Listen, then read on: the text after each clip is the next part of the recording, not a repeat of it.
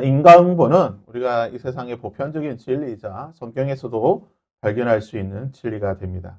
범죄한 다윗을 하나님께서 정죄하셨고, 다윗은 하나님의 말씀을 듣고 회개하게 됩니다. 그리고 하나님은 다윗을 용서하셨지만 죄값은 치르게 하셨습니다. 죄는 용서하셨지만 그 죄값을 치르게 하셨고, 모든 과정이 끝난 후에 회개와 죄값을 치르는 이 모든 것이 끝난 후에는 하나님이 다시 다윗을 회복시켜 주시는 것이 오늘 말씀을 통해서 보게 되는 하나님의 성품, 하나님의 진리인 것을 보게 됩니다. 잠깐 퀴즈를 보시면요. 자, 마이동풍. 마이동풍 뜻이 뭡니까? 마이동풍. 제가 친절하게 한자를 적어놨습니다. 뭐죠? 말맞자에 귀자, 동쪽동자, 바람풍자. 말기에 부는 동쪽바람이라는 뜻이죠. 마이동풍과 다른 뜻의 고사성어, 사자성어는 뭘까요? 1번 우이독경, 2번 대우탕금, 3번 역풍과이, 4번 대의공청. 몇 번일까요? 2번 대우탕금, 대우탕금. 네. 몇 번일까요? 2번. 정답은 자, 한번 보실까요? 자, 마이동풍이 말기의 동쪽바람. 그래서 아무리 말해도 말을 듣지 않는 사람, 말, 말을 그냥 흘려보내는 이런 것들을 마이동풍이라고 하는데 우이독경은 뭡니까? 우이독경 똑같죠? 소기의 경읽기다. 소기자에다가 소우자, 귀자, 독경, 동자, 읽을 경자에서 아무리 좋은 말이라고 해도 소기에 읽어봐야 소가 알아듣습니까? 소든 못 알아듣는다. 예. 아무리 좋은 말도 알아듣지 못하면 소용이 없다는 뜻이죠. 대우탕금은 무슨 말이냐? 이것도 소를 마주하고 검은고를 탄다는 거예요. 소에게 아무리 검은고를 타고 클래식 음악 연주해줘야 뭐 소가 알아듣겠습니까? 물론 뭐 좋아할 수는 있겠지만 그것이 소에게 아주 좋은 뭐 깊은 이치를 깨닫게 하는 것이 아니라는 거죠. 아무리 좋은 말도 소한테 해봐야 소용이 없다라는 뜻입니다. 여풍과이 바람이 귀에 스쳐 지나간다는 뜻입니다. 똑같은 표현이 되겠죠. 그냥 말을 귀로 흘려보내는 한 귀로 듣고 한 귀로 흘려보내는 것을 여풍과이다. 그래서 아마 뭐 국어 시험에 나올지는 모르겠지만 참고로 알아두시면 혹시나 수능에 혹시나 나오면 그때 들었구나 하고 정답은 다른 거 쓰시면 안 돼요. 마지막 세이공청은 뭐냐? 세이공청은 귀를 씻고 남의 말을 경청하는 거예요. 귀를 씻고 내가 정말 이 사람의 말을 집중해서 듣겠습니다. 세이공청. 그래서 이 세이공청은 타인의 말을 존중히 여기고 또 경청하는 그러한 모습을 세이공청이라고 합니다. 자, 마이동풍. 지금 전 세계에서 아마 이 마이동풍에 관해서, 우이독경에 관해서 넘버원, 탑티어가 있습니다. 누구일까요? 네, 트럼프죠, 트럼프가. 제가 보기에 아마 인류 역사 가운데 가장 뛰어난 마이동풍은 네, 트럼프입니다. 전혀 다른 사람의 말에 귀를 기울이지 않죠. 아무리 주변에서 조언을 해봐야 지금 트럼프는 아무의 말도 듣지 않고 자기 생각대로만 지금 하고 있는 것 같은데 참 불안하죠. 근데 트럼프뿐만 아니라 지도자라고 대통령이라든지 높은 지위에 있는 사람들은 대체적으로 이 마이 동풍이 되기가 쉽습니다. 역사적으로 보게 될 때에 많은 그런 사례를 보게 되면 지도자들은 마이 동풍이 될 수밖에 없는데 왜 그러는가? 소위 말하는 이제 구중궁궐이라고 하죠. 자신이 통치하고 직무하고 있는 그런 뭐 청와대, 백악관 이런 구중궁궐 속에 깊이 들어가 있고 일반 백성들의 삶에 대해서는 잘 모르고 구중궁궐 속에서 주변에 누가 있습니까? 삼국지에 보면 그 유명한 십상시라고 있죠. 구한말에 십상시가 황제의 주변에서 황제에게 아첨만 하는 거예요. 왕이 잘하고 있습니다. 백성들은 굶어 죽고 있는데 왕이 너무 잘해가지고 태평성됩니다. 자꾸 좋은 말만 아첨만 하니까 왕이 다른 사람의 말을 듣지 않는 거예요. 구중궁궐 속에 인해상막이 갇혀 있다 보니까 거의 모든 지도자들은 다 비슷해요. 그래서 아마 트럼프도 비슷할 겁니다. 그 주변에 바른 말 해주는 사람이 없잖아요. 페그세스라든지 무슨 뭐 국무장관이라든지 다 보면 뭐 잘하고 있습니다. 빨리 이란 공격해야 돼. 자꾸 이상한 소리만 하니까 트럼프가 지금 마이독경, 뭐 우이독경, 마이동풍으로 지금 가고 있는 겁니다. 그래서 어떻게 보면 지도자에게 가장 중요한 것이 무엇이냐? 아까 봤던 세이공청. 귀를 열고 타인의 말에 아랫사람의 말에 또 백성들의 말에 귀를 기울이는 이것이 가장 중요한데 그 성경을 보게 되면 솔로몬이 하나님께서 솔로몬에게 꿈에 나타나셔서 내가 너에게 무엇을 해줄까? 말하는 거 다 내가 들어주겠다 했을 때 솔로몬이 무엇을 구합니까? 하나님 앞에. 솔로몬이 하나님 앞에 구했던 것이 뭐죠? 바로 듣는 마음을 주시옵소서. 하나님, 내가 나이도 어리고 백성들 앞에 출입해야 되고 이제 백성들을 다스리고 통치해야 되는데 듣는 마음을 주시옵소서. 들을 길을 달라는 거예요. 내가 백성들의 말에 세의공청할 수 있고 그들의 어려움을 살펴보고 내가 왕으로서 낮고 낮은 마음으로 백성들과 함께하며 듣는 마음, 분별력을 주시고 들을 길을 달라고 했던 것이 솔로몬의 모습이고 하나님께서 이것을 너무나 귀하게 보시고 솔로몬에게 모든 좋은 것을 주셨다는 거죠. 우리가 대통령이라든지 지도자들 또는 교회 지도자들 할 때는 높은 지위에 있는 우리의 권위자들, 리더십에 대해서 항상 기도할 때 꼭 기도해야 될 게 뭐냐? 바로 이거예요. 다이동풍하지 않고 고립되어서 혼자 이렇게 그런 뭐 세계에 갇혀 있는 것이 아니라 이 듣는 마음, 분별력을 가지고 들을 길을 가지고 항상 소통하고 경청할 수 있는 자가 되게 하여 주옵소서.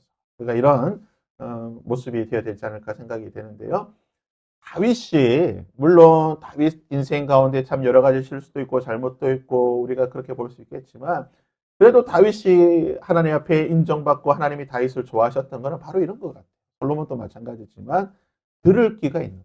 하나님께서 말씀하실 때에 자신의 모습을 돌아보고 하나님 앞에 바로 반응하는 것이 다윗의 모습인데 오늘 그 모습을 잠시 보도록 하겠습니다. 자, 다윗의 죄로 인해서 하나님의 원수들이 이것을 얻게 된다고 말하고 있습니다. 14절을 보시면 다윗의 범죄, 다윗의 실수로 인해서 하나님의 원수, 하나님의 대적이 얻게 되는 이득이 무엇이냐? 14절 우리 함께 읽어볼까요? 시작. 이 일로 말미암아 여호와의 원수가 크게 비방할 거리를 얻게 하였으니 당신이 낳은 아이가 반드시 죽으리이다 하고 다윗의 범죄로 인하여서 이익을 보는 사람이 누굽니까? 여호와의 원수가 이득을 보는데 무슨 이득을 봅니까? 크게 비방할 거리를 얻었다. 누구를 비방할 거리를 얻습니까? 하나님을 비방할 거리를 얻었다. 다윗의 실수로 인하여 다윗의 범죄로 인하여 하나님의 이름이 조롱받고 비방할 거리를 얻게 되었다. 자, 선지자 나단이 누구냐? 선지자 나단은 다윗과 솔로몬의 2대에 걸쳐서 섬겼던 사람인데 이 선지자 나단이 다윗의 죄를 지적하게 되죠. 그럼 선지자 나단이 누구이기에 일개 선지자가 과연 다윗에게 가서 이런 말을 할 수가 있는가? 성경을 보게 되면 이 선지자 나단은 그냥 평범한 선지자가 아니었고 왕의 조력자 같은 이사야가 왕궁에서 거하며 왕족이었죠. 이사야가 왕족으로서 왕궁에 거하면서 왕에게 조언을 하고 하나님의 뜻을 말했던 것 같이 아마 나단도 비슷한 역할을 했던 것 같아요. 나단도 이 왕에게 조언할 수 있는, 직언할 수 있는, 그리고 왕이 언제든지 하나님의 뜻을 물어볼 수 있는 그런 역할이었습니다. 고려시대나 보게 되면 뭐 국사라고 하죠. 나라의 큰 절을 관리하고 왕 곁에서 항상 서 있는 궁에는 아니었지만 이 왕 옆에서 있는 그런 종교인, 국사, 대각국사 무슨 뭐 이런 식으로 나오는 그와 같은 입장이지 않았을까라고 생각이 되는데요. 이 나단이 하나님의 말씀을 듣고 다윗에게 가게 됩니다. 근데 이 과정의 시간이 지금 11장, 12장 요 기간이 지금 1년 정도 시간이 걸리는 거예요. 그러니까 다윗이 밧세바와 간음을 하고 우리아를 죽이고 난 뒤에 1년의 시간이 있고 난 뒤에 지금 하나님께서 보내시는 거거든요. 그럼 하나님께서 왜 1년 동안 가만히 두셨냐? 하나님은 다윗이 스스로 죄를 깨닫고 회개할 수 있는 시간을 주신 거예요. 1년이라는 시간 동안 다윗이 자신의 잘못을 돌이키고 회개할 수 있도록 하나님께서 다윗에게 시간을 주셨지만 다윗이 전혀 깨닫지 못해요. 이제 왜 깨닫지 못했는지는 뒤에 나오긴 하겠지만 하지만 다윗은 1년 동안 하나님의 그 시간을 깨닫지 못하고 여전히 죄 가운데 있게 되니까 하나님께서 1년이 지나고 나서 선지자 나단을 보내셔서 다윗의 죄를 정죄하십니다. 네가 이러이러한 죄를 지었다 라고 전하게 되는데 선지자 나단 입장에서는 굉장히 불편한 말이죠. 잘못 말하면 죽을 수도 있습니다. 그렇죠? 다윗이 갑자기 미쳐가지고 네가 뭔데 지금 내 죄를 지적하냐 해가지고 죽일 수도 있는 상황이지만 선지자 나단은 선지자로서 하나님의 말씀을 전하게 됩니다. 그래서 참된 선지자는 평화의 말씀만 전하는 것이 아니라 평화와 저주를 함께 말할 수 있어야 되는 게 참 선지자인데, 그런 면에서 참 안타까운 게 뭐냐면 우리나라 국가 조창 기도회가 있죠. 미국의 영향을 받아서 우리 한국 교회가 미국의 영향을 받아서 이 국가 조창 기도회라고 하는 1년에 한 번씩 대통령을 모시고 그다음에 우리 한국 교회 소위 말하는 뭐 지도자라고 하는 여러 목사님들이 가서 국가 조창 기도회를 하게 되면 거기 할 때마다 보면 항상 하는 게 뭡니까? 이 거의 뭐 이제 평화만 말하죠. 잘하고 있습니다.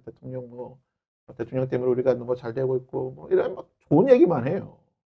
근데 정작 중요한 것은 그런 좋은 말만 하는 게 아니라 쓴소리도 할 수 있어야 되는데 그러지 못했다는 거죠.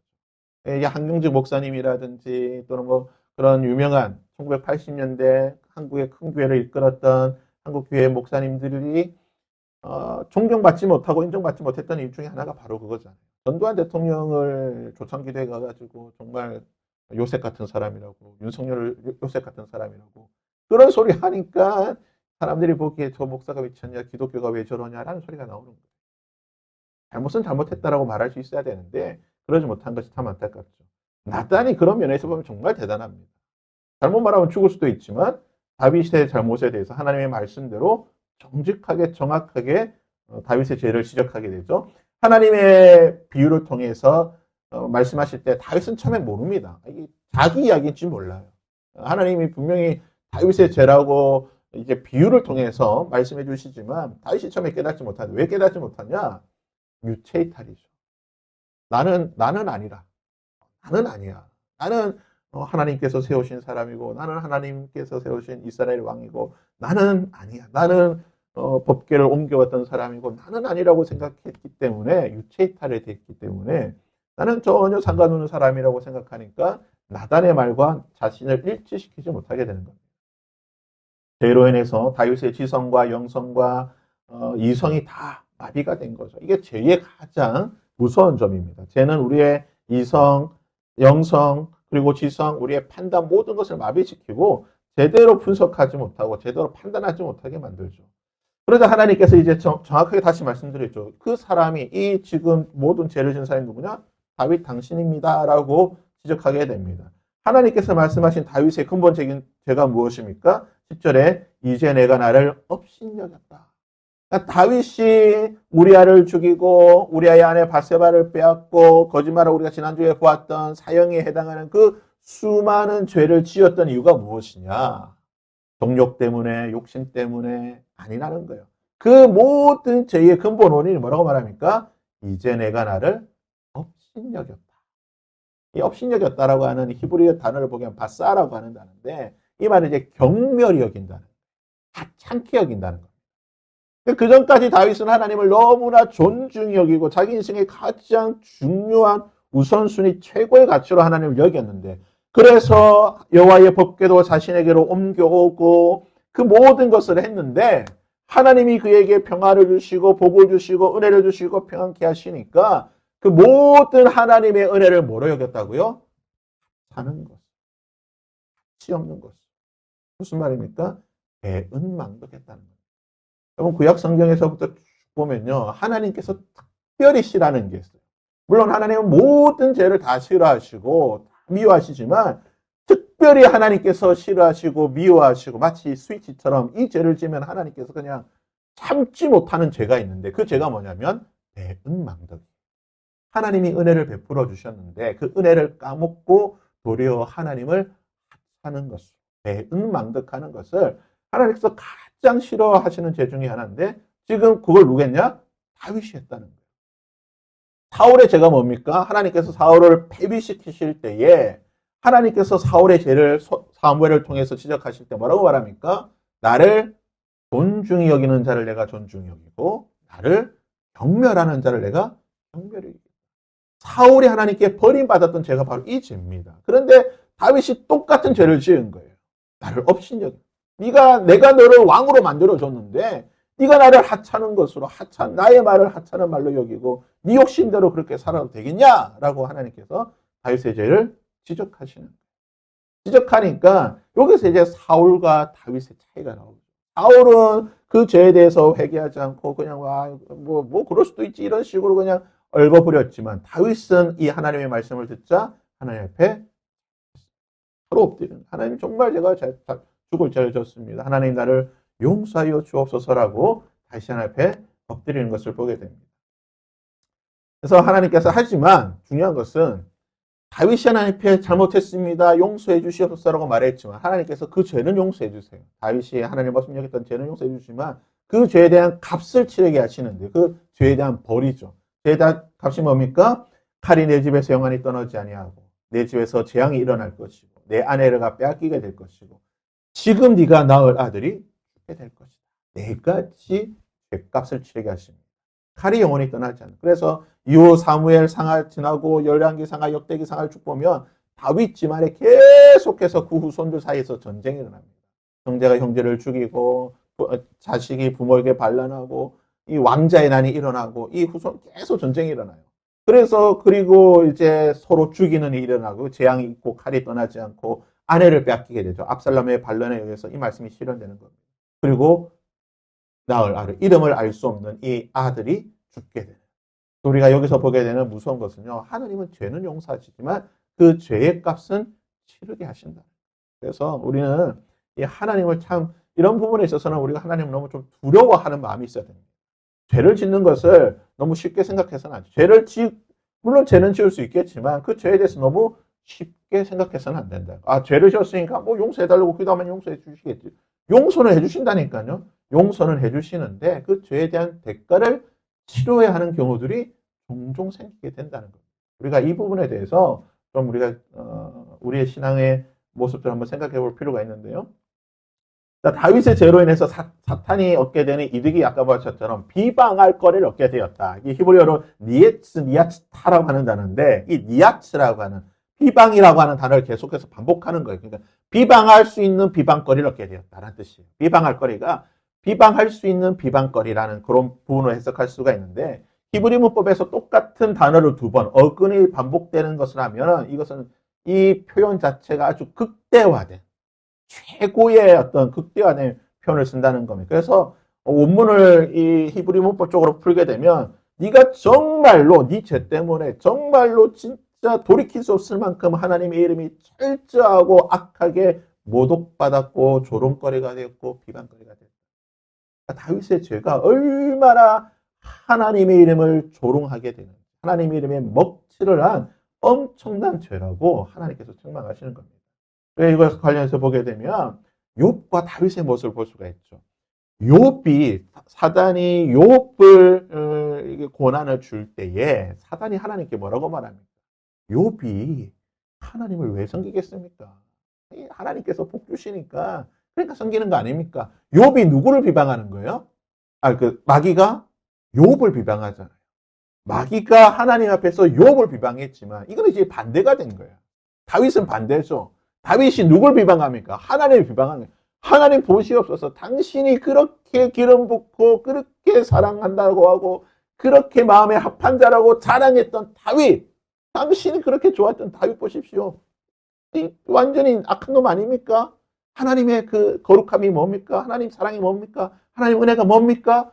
사탄이 하나님을 조롱하는 다윗의 범죄로 가는 그건 욥과 같은 사람이 되느냐 다윗 같은 사람이 우리 때문에 하나님의 이름이 조롱받을 수가 있는 때로는 우리가 하나님이 우리를 변호해 주시고 조롱받는 우리를 하나님께서 변호해 주셔야 되는데 우리의 잘못으로 인해서 하나님이 조롱받게 되는 정말 정반대의 모습을 욥과 다윗의 모습에서 보게 되는 겁니다.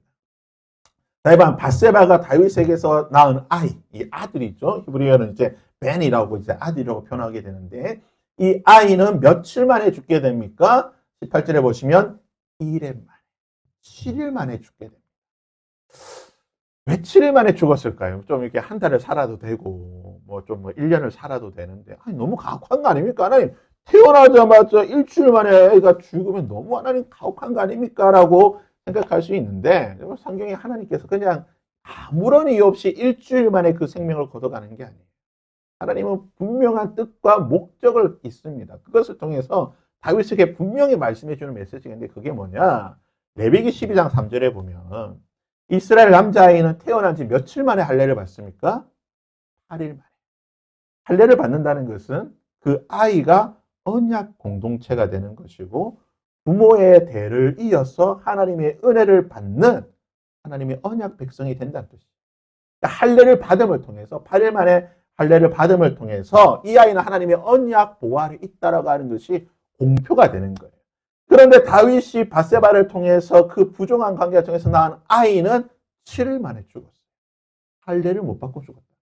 무슨 말입니까? 이 아이는 죄로 인해 태어난 아이이기 때문에 하나님의 언약 공동체에 들어올 수가 없다. 이 아이는 너의 잘못으로 인해서 언약의 공동체의 일원이 되지 못한 채 죽게 되는 하나님의 심판과 저주 아래 죽었다는 다윗의 죄가 가져온 이 엄청난 끔찍한 결과를 말해주고 있어요. 죄라고 하는 것이 하나님의 언약을 파괴하는 언약의 공동체를 깨뜨리는 죄의 심각한 이 결과를 이 아이의 죽음을 통해서 보여주는 거예요. 또 아주 재밌다기보다는 이 성경의 어떤 그런 표현이 아주 묘미인데 11장에 보게 되면 밧세바가 다윗과 부정한 관계를 짓게 될 때에 성경 뭐라고 되어 있습니까? 그가 부정한 것을 깨끗하게 하고 난 뒤에야 다윗에게 나아갔다고 말합니다. 다윗이 밧세바를 불렀지만 성경 표현을 보면 바로 가지 않아요. 바로 가지 않습니다. 성경 표현에 보면 깨끗하게 하고 난 뒤에 갔다 되어 있는데 히브리 표현으로 보면 이게 이제 여성의 생리예요. 성경에 보면 여성이 생리라면 7일 동안 부정합니다. 7일의 부정기가 끝나고 제사장 앞에 가서 정결함을 받고 나야지 깨끗한 자가 되는 거예요. 밧세바는요 7일의 부정함을 끝내고 나서 8일째 되는 날에 부정한 죄를 저질렀어요. 깨끗해지자마자 부정한 일을 저질렀잖아요. 12장에서는 자신의 이 부정함을 성경에 보면 출산하고 나면 또 그 레위기에 보면 여자는 출산하고 나면 7일 동안 부정해요. 그러니까 자신의 부정한 가운데에 부정한 그 깨끗한 가운데에 부정한 죄를 저질렀고 12장에서는 부정한 가운데에 자신의 아이가 낳은 아이가 죽게 되는 부정함을 자신의 부정함을 씻을 수 있는 정결함을 받을 수 있는 그 하나님의 정결함을 받기 전에 아이가 죽었다. 하나님이 얼마나 무서운 분이죠. 우리가 너무 하나님에 대해서 좀 쉽게 생각하는데 이런 구약의 여러 모습들이나 또는 신약에 나오는 그런 표현들 말씀들을 보면 우리가 하나님을 좀 너무 쉽게 생각해서는 안 돼요. 이 하나님의 준엄하심, 죄에 대해서 그리고 심판에 대한 이 하나님의 준엄하심을 우리가 조금 다시 한번 생각해 볼 필요가 있지 않나라는 모습을 보게 됩니다. 3번은 하나님께서 솔로몬에게 이름을 지어주십니다. 이 아이가 죽고 난 뒤에 이제 솔로몬이 다시 태어나게 되는데 하나님이 솔로몬의 이름을 지어주십니다. 25절에 보시면요. 선지자 나단, 이때도 또 나단이 나오잖아요. 나단이 가가지고 이름을 지어줍니다. 하나님께서 이 아이의 이름을 주셨는데 뭐라고 주십니까? 여디디아라. 이는 여호와께서 사랑하셨기 때문에 하나님께서 솔로몬의 이름을 여디디아. 하나님이 이름을 지어준 거예요. 정말 대단하지 않습니까? 그런데 지금 요 사이가 우리가 보니까 지금 12장에 바로 사건이 이어서 아이가 죽자마자 다윗이 아들을 낳은 이 솔로몬을 낳은 것처럼 이 본문이 구성이 되어 있는데 실제는 그렇지 않습니다. 실제는 솔로몬이 다윗이 밧세바 사이에서 놓은 네 번째 아들입니다. 이전에 이미 세 명이 있어요. 성경에 보면 역대상 3장 5절에 보면 예루살렘에서 다윗이 누구에게 아이를 놓습니까? 다 암미엘의 딸 밧수와 이 밧세바에게서 놓게 되는데 누구라고요? 시므와 소바 나단. 이 나단은 아까 선지자 나단 아니에요. 시므와 소바 나단 솔로몬. 솔로몬이 넷째예요. 그러니까 이 아이가 죽고 난 뒤에 이미 또 세 명이 더 나왔어요. 그러니까 아마 4, 5년은 흘렀겠죠. 4, 5년의 시간이 흐르고 난 뒤에야 그러니까 다윗이 밧세바와 범죄하고 우리아가 죽고 난 뒤에 최소 4년, 5년이 흐르고 나서야 솔로몬이 나온 겁니다. 솔로몬이 태어난 거고 솔로몬의 이름을 하나님께서 여디디아라 지어주셨습니다. 성경을 보게 되면 하나님께서 이름을 지어주시거나 또는 계명한 경우들이 종종 있습니다. 아브라함의 이름을 아브라함, 사레를 사라, 야곱을 이스라엘, 그리고 예수님께서 베드로의 이름을 시몬에서 베드로, 그리고 하나님께서 친히 이름을 하나님의 천사를 보내셔서 지어주신 경우가 있는데 이삭 같은 경우 이삭 또는 솔로몬 여디디야 세례 요한도 세례 요한의 이름도 천사가 와서 요한이라고 했고 또 예수님의 이름도 천사가 와서 예수라고 지어줬죠. 그러니까 하나님께서 이게 있는데 하나님이 누군가의 이름을 지어주고 또는 바꿔준 경우는 극히 드문데 정말 하나님이 사랑하는 사람이에요. 이 땅에 수십억, 수백억 인구가 있었지만 이 경우 말고는 이름이 없습니다. 하나님께서 이름을 바꿔주고 지어준 경우가 없어요. 10명이 채 되지 않습니다. 얼마나 하나님이 솔로몬을 사랑하셨는지 몰라요. 정말 하나님이 사랑하신 사가 솔로몬인데 근데 놀라운 사실은 하나님께서 이 땅 수백억 인구 중에 단 8명, 9명이 채 되지 않는 사람의 이름을 바꾸고 지어주셨는데 계시록 2장에 보면요. 이런 말씀이 있습니다. 귀 있는 자는 성령이 귀에 되게 하신 말씀을 드릴지어다. 이기는 그에게는 예수 그리스도의 보혈로 말미암아 이기는 그들에게는 내가 감추었던 만나를 주고 또 무엇을 주냐? 흰 돌을 줄 터인데 그 돌 위에는 새 이름이 기록되어 있나니 받은 자밖에는 그 이름을 알 수 없다. 하나님이 우리에게 새 이름을 주신다. 예수 그리스도의 보혈로 말미암아 죽음의 권세, 사망의 권세를 이긴 자에게 흰 돌을 주시는데 그 흰 돌에 뭐가 있느냐? 새 이름. 오직 하나님과 우리만 알고 있는 하나님이 나를 불러주실 때에 나만 알 수 있는 이름을 하나님께서 주신다.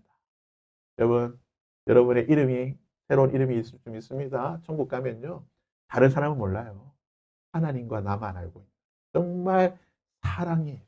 하나님이 나를 불러주신 다른 사람은 듣지 못하고 알지 못하는 오직 나만 듣고 알 수 있는 그 이름이 있는 줄 믿습니다. 기대되지 않습니까? 어떤 이름일지. 한글 이름은 아니겠죠. 히브리어도 아닐 것 같아요. 무슨 이름인지 모르겠지만 하나님이 자기가 불러주는 이름이 있다는 거예요. 저는 성경을 문자 그대로 가급적이 믿는 입장이기 때문에 저는 이 말씀도 문자 그대로 믿습니다. 하나님 아마 우리에게 흰돌을 주시, 흰돌이 무슨 의미가 있겠나 싶겠지만 흰돌을 주실 거예요. 백석 흰돌을 주시고 거기에 하나님과 나만 알고 있는 이름을 주시고요. 또 놀라운 사실이 있습니다. 계시록에 보면 14장에 보면요. 또 내가 보니 보라 어린 양이 시온의 산에 섰고 어린 양이 시온 산에 있는데 그와 함께 14만 4천이 서 있는데 그들의 이마에 뭐가 있다고요? 어린 양의 이름과 그 아버지의 이름. 하나님이 우리에게 우리만 알 수 있는 이름 주시고 나만 알 수 있는 이름 주시고 나의 이마에는 뭐가 있다고요? 어린 양의 이름과 하나님의 이름이 나의 이마에 있어요. 이름이 얼마나 중요한지 몰라요. 하나님께서 그 이름을 보시고 내가 하나님의 백성인 것을 알고 하나님과 나만 알고 있는 그 이름을 불러주시면 얼마나 좋겠어요. 그러면 천국 가시면요. 하나님이 불러주실 가장 사랑스러운 말씀으로 불러주실 그 이름을 기대하시면서 이 땅에서는 지금 여러분이 불리는 이름은 이 땅에서만 유효합니다. 지금 불리고 있는 이름은 그냥 이 땅에서만 불리는 거고 천국 가면 하나님이 새로운 이름 주실 거니까 그 이름을 기대하시면서 살아가시길 바랍니다. 하지만 우리가 이 땅에서 살면서 우리에게 있는 이름이 있습니다. 뭡니까? 그리스도인이라는 이름이죠. 우리는 그리스도인으로 불립니다. 그리스도와 같은 사람으로 불리고 있는데 여러분 우리는 우리에게 주시는 이름 정말 새로운 이름 아니겠습니까? 그리스도라는 이 이름대로 우리가 살고 있는지 우리의 모습을 한번 돌아보시기를 바랍니다. 자, 마지막 4번 짧게 한 3분 안에 볼게요. 다윗이 랍바를 점령하게 됩니다. 근데 성경에 보니까 이 랍바를 점령해야 되는데 하지 않고 집에 있다가 바세바와 문제를 일으켰다가 이제 다 정리가 되고 난 뒤에 다윗이 랍바를 점령하게 되는데 랍바의 또 다른 이름이 뭐냐? 27절에 요압이 전령을 다윗에게 보내기를 내가 랍바 곧 물들의 성읍을 점령하였다. 랍바의 또 다른 이름 별명이 뭐냐면 물들의 성읍이에요. 이 랍바는 암몬 족속의 거점입니다. 오늘날로 치면 요르단에 있는 암만, 요르단 수도인 암만입니다. 롯의 둘째 아들인 베암미의 후손들인데 이곳은 예루살렘에서 한 70km 떨어져 있고 해발 700m, 우리나라로 치면 평창 정도에 있는 도시예요. 그래서 예루살렘에서 랍바까지는 한 70km 떨어져 있습니다. 그런데 지도로 보면 그냥 뭐 70km면 뭐 한 3, 4일이면 가겠다 싶지만 이 지도상으로 평면적으로 보면 그렇지만 입체적으로 보면은 예루살렘도 700m 도시고 랍바도 700에서 800m 도시예요. 근데 이 중간에 뭐가 있냐면 요단 계곡이 있어요. 그러니까 예루살렘에서 계곡으로 쭉 내려와서 요단강을 계곡을 건너서 다시 랍바까지 올라가야 되는 거예요. 이렇게 되는 U자형으로 된 거리입니다. 그러니까 우리아가 다윗의 명령에 따라서 라빠에 갔다가 라빠에서 다시 왔다가 또 가는 거예요. 왕복을 지금 2번 했잖아요. 결코 쉬운 길이 아니에요. 험난한 길이에요. 죽음의 길을 이렇게 왔다 갔다 하는 걸 볼 수가 있는 거죠. 다윗이 이 길을 가게 되는데 라빠가 물들의 성읍이라 불리는 이유가 무엇이냐? 지도에 보시면 제일 오른쪽 밑에 라빠가 있습니다. 보이십니까? 빨간색 표시로 있는 라빠가요. 라빠 끝에 강줄기가 있죠. 이 강이 무슨 강이냐면 야복강이에요. 야곱이 이곳에서 하나님의 천사와 씨름했던 야복강. 이 야복강에 이 지류도 아니에요. 거의 그 원류가 있는 근원이 있는 곳이 바로 이 라빠입니다. 그래서 라빠가 물들의 성읍이라고 불리는 것은 이 주변에 여러 강들의 지류가 시작되는 곳이 있었기 때문에 그래서 상상도 그려보면 라빠는 해발 700에서 800m 되는 높은 곳이지만 그 주변에 여러 강들이 있었다는 거예요. 그래서 요압이 어디를 먼저 점령했느냐? 바로 이 밑에 있는 여러 도시들을 점령한 거예요. 수원지를 장악하고 난 뒤에 물이 끊기면은 위에는 굶어 죽는 거예요. 그러니까 다윗에게 빨리 와가지고 내가 밑에 다 장악해놨으니까 이제 왕은 그냥 누워서 떡 먹기처럼 쉽게 장악하십시오. 예루살렘도 보면 700m인데 밑에 있는 그 기온샘을 어디서 끌어옵니까? 실로암 물가로 지하 터널을 파서 가져오죠.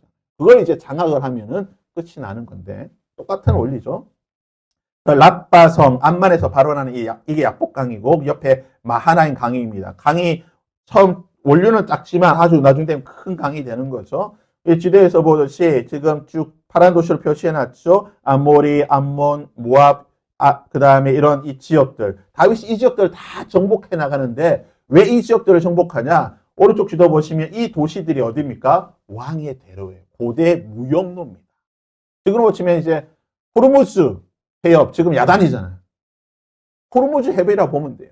전 세계 이 당시에 고대 근동에서 물동량이 흘러가는 아주 중요한 길목에 지금 모압과 아모리와 암몬과 이 지역들이 있는데 라빠가 있는데 다윗이 이것을 점령했다는 것은 다윗의 왕국이 점점 강성해지고 있다라고 하는 것을 단적으로 보여줍니다. 여러 교통부의 허브인데 오늘날 이제 그 암만입니다. 요르단 암만이고 라빠성에 가면 이런 그 당시에 2000년 전에 있었던 3000년 전에 있었던 시타텔이라고 불리는 암만 성체가 지금도 남아 있습니다. 가면 지금 이슬람 지역이라 해가지고 있는데 이 지역은 고대로부터 아까 보셨지만 통로 있잖아요. 호르무즈 해협과 같은 거 통로이기 때문에 고대로부터 이런 뭐 암몬 족속이라든지 또는 헬라 또는 로마가 이 지역을 점령하면서 고대의 중요한 도시였고 로마의 10대 도시 가운데 하나가 바로 이것입니다. 그래서 로마의 성전이나 헬라의 여러 도시들이 있고 실제로 이 지역 들어가면 로마의 원형극전과 헬라의 신전들도 있고 밀곰의 이 당시에 생겼던 밀곰신 이방 신들의 신전토도 여전히 이렇게 남아있는 것을 보게 됩니다.